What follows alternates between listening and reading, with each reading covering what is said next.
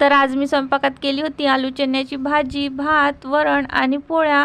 तर आज मी स्वयंपाकाला लेटच लागलेली होती, कारण त्या दिवशी माझा भाचा आला होता, तर तो आज गावाला वापस जाणार होता आणि त्याची ट्रेन सकाळी 6चीच होती, म्हणून तो गावाला गेल्यानंतर मी आरामात स्वयंपाकाला लागली।